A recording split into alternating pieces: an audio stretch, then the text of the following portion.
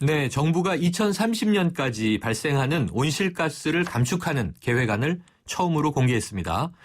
그런데 이 내용이요, 15%부터 31%까지 목표치를 달리한 네 가지의 시나리오가 나와 있습니다.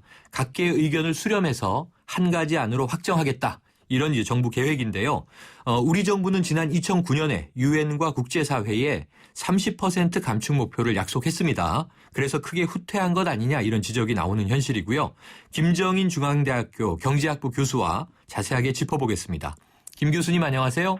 네, 안녕하십니까. 네, 이 온실가스 이 말을 안 들어본 청취자분들 뭐 안 계실 것 같은데 그래도 다시 한번 개념 정리를 좀 부탁드릴게요. 온실가스는 지구의 온도를 높게 만드는 가스라고 이해하시면 됩니다. 네. 대표적인 것이 석탄을 태우면서 나오는 이산화탄소라든지 네. 천연가스를 태우면서 많이 나오는 메탄이라든지 이런 부분들을 다 저희들이 온실가스로 얘기합니다. 그렇군요. 그럼 주로 이제 공장에서 우리가 공해라고 부르는 연기들이나 자동차의 배기가스에서 나오는 거 아니겠어요? 네, 그렇습니다. 네. 우리나라뿐만 아니라 전 세계가 이 온실가스를 줄이기 위해서 노력하고 또 새로운 기후변화 체제를 만들기 위해서 힘을 모아서 방안을 모색한다. 이 이유는 뭔가요? 기후가 변하게 되면은 자연적으로 기상에 대한 변화가 자주 일어납니다. 네. 지금 우리나라에서도 벌써 가뭄에 대한 부분이라든지 또 해외에서 많은 자주 일어나는 지진 이런 것들이 다 기후변화하고 관련돼 있기 때문에 네. 기상의 재난으로 인해서 많은 막대한 인명과 또 재산적인 피해가 일어나죠. 네. 그 다음에 더 중요한 것은 지금까지 지탱해왔던 지구의 생태계를 많이 변화시키기 때문에 네. 지구 자체의 존립에 즉 인류의 존립에도 아주 많은 영향을 미칠 수 있기 때문에 네. 이와 같은 기후변화에 대한 부분들을 막아라라고 하는 것들이 노력하는 이유라고 할 수 있겠습니다. 네. 그러니까 결국은 이제 지구 생태 환경을 잘 보존해서 이 크게는 인류, 뭐 작게는 우리 자신이죠. 네, 살아남기 위한 자구적 노력이다. 이렇게 봐야 되겠네요. 네, 맞습니다. 네, 박근혜 정부가 온실가스 배출량을 감축하는 내용의 첫 공시안을 이제 내놨는데요. 이 시나리오가 네 가지나 되던데 주로 감축량 수치가 좀 차이 나는 거 아닌가 싶은데 이 네 가지 안에 주요 내용을 한번 짚어주신다면요.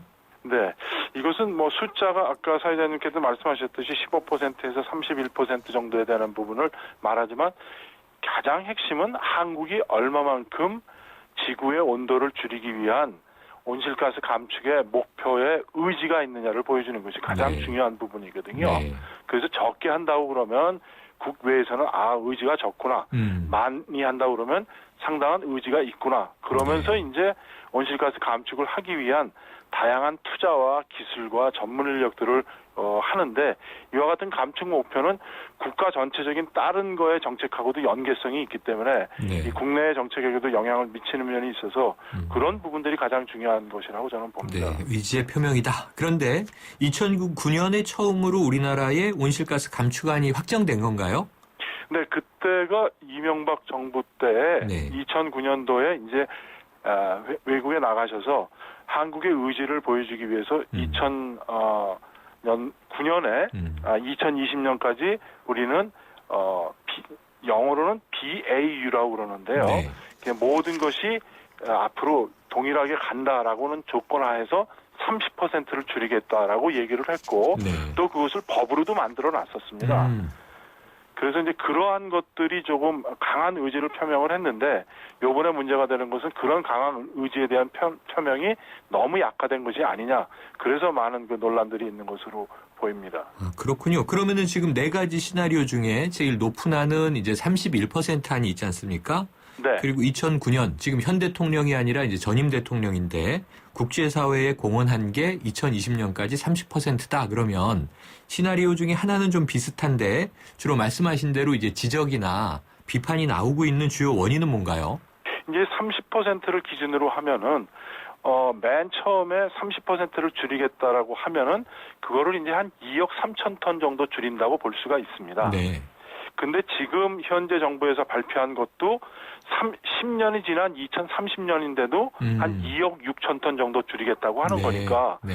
10년 동안에 거의 이제 쉽게 설명을 드리면 거의 아무 일도 좀 안 하는 건 아니냐 이렇게도 할 수도 있고 또 이 10년씩이나 되는데 전혀 반응이 없이 똑같은 감축에 대한 목표를 가지고 간다는 것은 의지가 너무 약한 건 아니냐 이렇게 볼 수 있다고 봅니다. 네, 지금 말씀하신 대로 이제 이명박 정부 때는 2020년까지, 이번에 발표는 2030년까지 이렇게 10년 차이가 있네요. 네, 그렇습니다. 아, 그렇군요. 자, 그런데 이게 반론도 만만치가 않은 것 같아요. 지금 우리 경제가 워낙 어려운 상황이다 보니까 주로 이제 산업계에서 이번에 제시된 4가지 방안, 그러니까 뭐 15% 낮은 방안이라 하더라도 제조업에 타격이 불가피하다 이런 이야기도 나오는데 결국 우리 경제 상황을 좀 고려하면 이 감축안이 합리적이다 이렇게 평가할 수는 없을까요?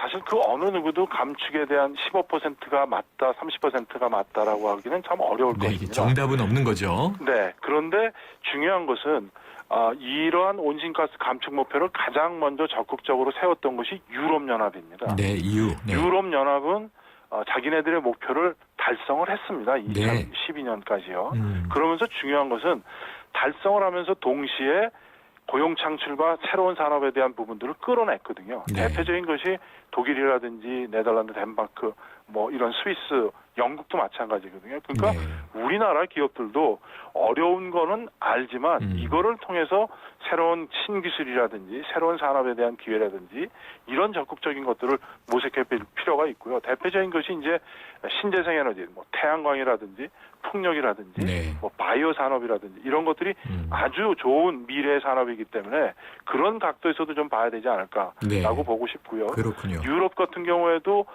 아주 처음에는 우려가 됐지만 결과적으로 아주 좋은 결과들이 많이 나와서 그렇게 겁낼 필요는 없다라고 저는 봅니다. 네, 말씀하신 대로 정답은 없지만 해외 선진국과 비교해보면 이미 목표를 달성한 나라들도 있다 이런 말씀이셨는데요.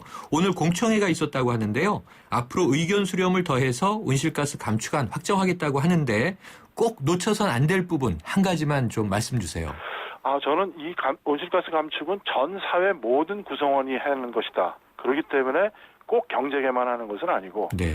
많은 대형 빌딩들, 시민들, 또 수송 부분, 뭐 지금 너무 많은 휘발유라든지 이런 것들이 나와서 교통체증이 네. 되고 사회적 비용도 많은데 그래서 전 사회가 일치되는 것들에 대한 온실가스 저감 노력을 할 필요가 있다. 네. 그래야 경제적인 거에 대한 부담이나 또는 이런 것들도 많이 완화시킬 수 있으면서 진정한 온실가스 저감 사회로 간다. 네. 그렇게 저는 주장하고 싶습니다. 알겠습니다, 교수님. 오늘 말씀 감사합니다. 네, 감사합니다. 지금까지 김정인 중앙대학교 경제학부 교수였습니다.